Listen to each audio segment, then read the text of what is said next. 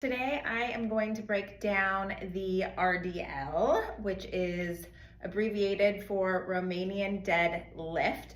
I'm going to show you all the different items we can use for an RDL, but the mechanics are pretty much the same for each type of equipment. So I've got a couple different barbells and some dumbbells I'll use.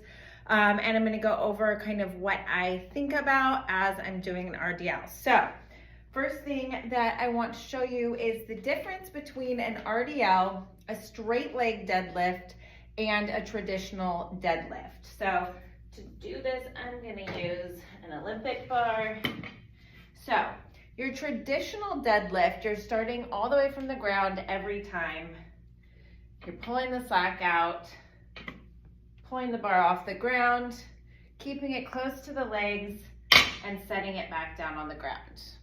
If you're starting from up here, a straight leg deadlift where you're gonna stick your butt out basically, and you're going to try and keep your legs as straight as possible and come up when you hit just below the knee. So an RDL is kind of in between. The legs do bend a little bit on an RDL, but you do not think about the knees bending. So it kind of happens naturally on its own. So we're gonna go through this with a couple different things. So with a traditional Olympic bar, you're gonna start like a traditional deadlift. And you're gonna reach down, make sure that you're keeping a neutral spine, push those feet into the ground, and push the ground away from you so that you stand up. And this is your starting position for the RDL.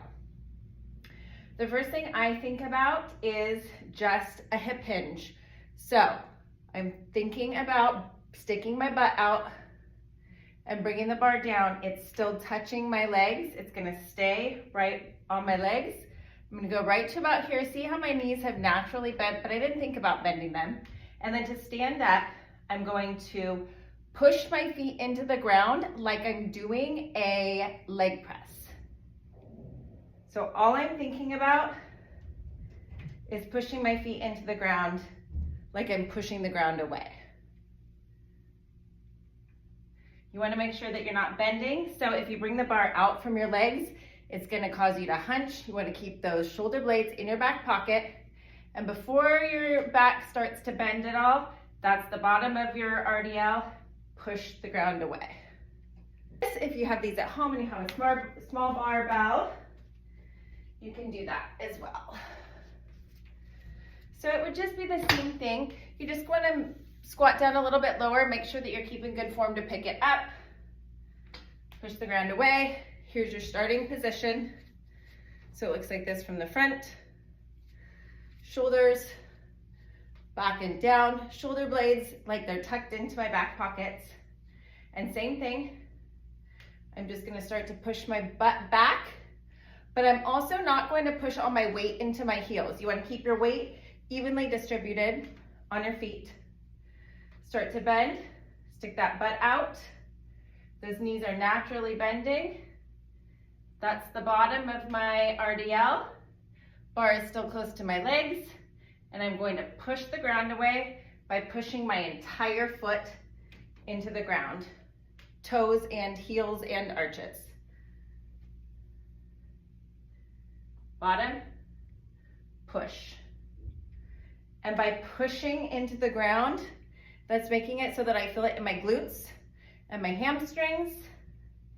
And you should feel it very little in your low back. You can feel it, but most of the work is being done in your glutes and your hamstrings. Another thing to remember on these, when you come up, you're just pushing into the ground and squeezing those glutes. You're not doing this at the top. This is unnecessary. Okay, so basically it's the same thing with the dumbbell. You're gonna have your dumbbells just right here. See how they're not here, they're not here. They're just comfortable where my arms hang.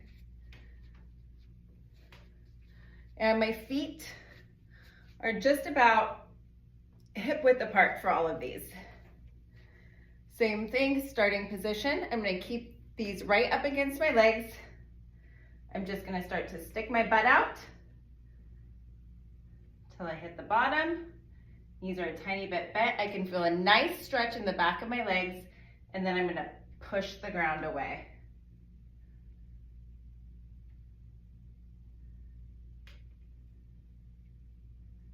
Push the ground away. So I'm squeezing my glutes at the same time that I'm pushing my feet into the ground. And this is definitely one that you're gonna wanna do either barefoot, in socks, or in a flat bottom shoe. And that's the RDL. Like with anything else, the more you practice something, the better you get at it, but you cannot be doing RDLs every day. So I'm gonna show you a couple ways that you can practice the RDL at home with minimal impact, but still be practicing the movement and getting the form down correctly. So the two things you can use is a foam roller. If you have one of these at home, PVC pipe, broomstick, mop handle, anything like that that's a stick. So that takes the weight out of it, but you can still practice. And the foam roller is a really good one because you can actually keep it nice and connected to your body. Pull those shoulders back, shoulder blades down, and then you're just going to keep it connected. Bring it down till it hits about mid-shin. See how my back is still straight, it's not rounded. And you want to keep your eyes about 3 feet in front of you, and then practice coming straight up. So with this, you want to make sure that you're keeping this connected to your legs the whole time. So this is a really good way to do this, and you're kind of giving it a little bit of tension here, pushing it into your legs, all the way down, all the way up. So it's a great way to practice, or like I said, you can also use a stick. This will give you that grip, and same thing, you're gonna make sure that it stays close to your leg, and then push, and it should be touching your legs up here at the top. So you can do those every day at home. Do 20 of them, 50 of them, 10 of them, just to get the movement down.